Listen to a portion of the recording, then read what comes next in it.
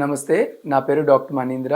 I'm consultant and head of the department for critical care at Gleneagles hospital, Lakdi కపూల్.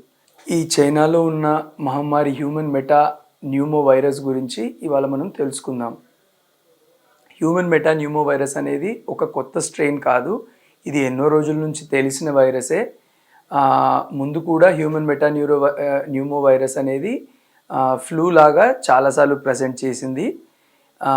So ఈసారి already హైదరాబాద్లో మేము human meta pneumo virus ముందు చూసాము. యూజువల్గా మనకి నార్మల్గా ఫ్లూ ఉంటే ఎలాగా దగ్గు, జలుబు, గొంతు నొప్పి ఉంటుందో హ్యూమన్ మెటా న్యూమో వైరస్లో కూడా అవే రకమైన సిమ్టమ్స్ ఉంటాయి. అనగా దగ్గు, జలుబు, గొంతు నొప్పి, తలనొప్పి, ఒళ్ళు నొప్పులు. సో ఇవి చాలా కామన్గా చూస్తాము. కొంచెం మందిలో ముక్కు దిబ్బడ, రన్నింగ్ నోస్ ఇది కూడా చూస్తున్నాము. సో ఫ్లూ ఆల్మోస్ట్ గత రెండున్నర నెలల నుంచి చాలామంది పేషెంట్స్లో రోజు చూస్తున్నాము. సో అడ్వాంటేజ్ అనగా మనకు ఒక పాజిటివ్ థింగ్ ఏంటి అంటే 80 to 90% ఆఫ్ ద పేషెంట్స్ ఎటువంటి హాస్పిటల్ అడ్మిషన్స్ అట్లా ఏం అవసరం పడకుండానే నయమవుతున్నారు. దీనికి స్పెసిఫిక్ ట్రీట్మెంట్ అంటూ ఏమీ లేదు. ఓన్లీ సపోర్టివ్ ట్రీట్మెంట్ అనగా జ్వరం వస్తే పారాసెటమాల్ వేసుకోవడము, వాటర్ మంచిగా తాగడము, మంచి న్యూట్రిషియస్ ఫుడ్ తినడము, ఇవి దీనికి ట్రీట్మెంటు. దీంట్లో యాంటీబయాటిక్స్ యొక్క రోల్ లేదు. ఎందుకంటే ఇది వైరల్ ఇన్ఫెక్షన్స్లో యాంటీబయాటిక్స్ ఏ విధంగా కూడా పనిచేయవు. సో చాలామంది యాంటీబయాటిక్స్ వాడి వస్తున్నారు. సో వైరల్ ఇన్ఫెక్షన్స్లో యాంటీబయాటిక్ రోల్ ఎటువంటిది ఉండదు. సో సపోర్టివ్ ట్రీట్మెంట్ నేను ఇందాక చెప్పినట్టు మంచి వాటర్ ఎక్కువ తాగడము, మంచి న్యూట్రిషియస్ ఫుడ్ తినడము, జ్వరానికి పారాసెటమాల్ తీసుకోవడము, మరి ఫుడ్ తినలేకపోతే మల్టీవిటమిన్ ట్యాబ్లెట్ తీసుకోవడము, దీని ట్రీట్మెంట్ ఇలాగుంటుంది.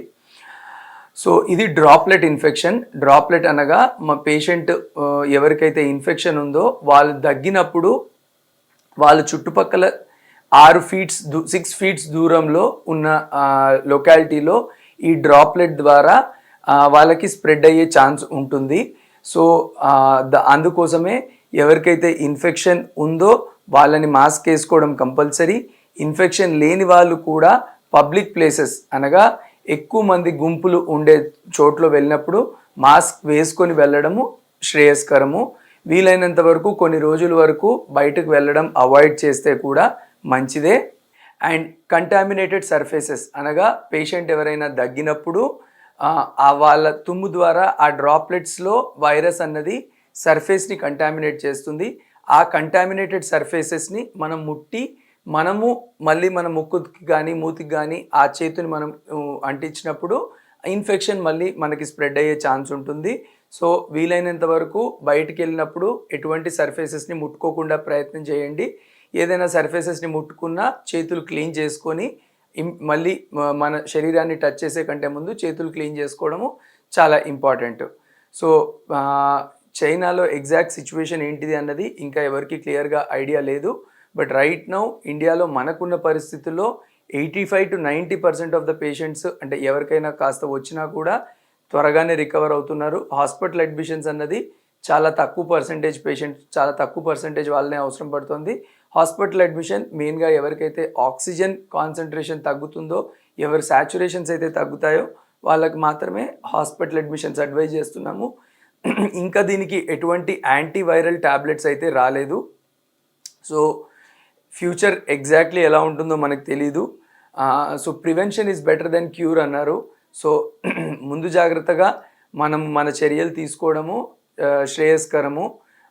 కరోనాలో ఎలా ఒక అవుట్బ్రేక్ వచ్చి దేశాన్ని ఎలా అల్లకల్లోలం చేసిందో అందరికీ తెలుసు. సో అలా అవుతుంది అని మనం ఏం చెప్పట్లేదు, కాకపోతే మన జాగ్రత్తల్లో మనం ఉంటే శ్రేయస్కరం. సో దీంట్లో ఇంకొకటి ఏంటి అంటే మనకి హై రిస్క్ పాపులేషన్ ఎవరు అన్నది తెలుసుకోవడం వెరీ ఇంపార్టెంట్.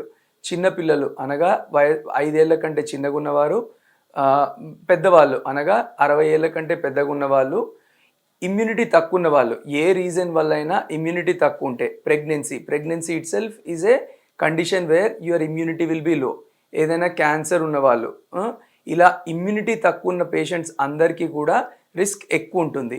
ఎందుకు? వైరల్ ఇన్ఫెక్షన్ అన్నది ఇమ్యూనిటీ తక్కువ ఉన్న వాళ్ళల్లో ఎక్కువ సివియారిటీతో వస్తుంది. సో అందుకనే ఇమ్యూనిటీ తక్కువ ఉన్న వాళ్ళల్లో మనము ఇంకా ఎక్కువ జాగ్రత్తలు తీసుకోవాలి.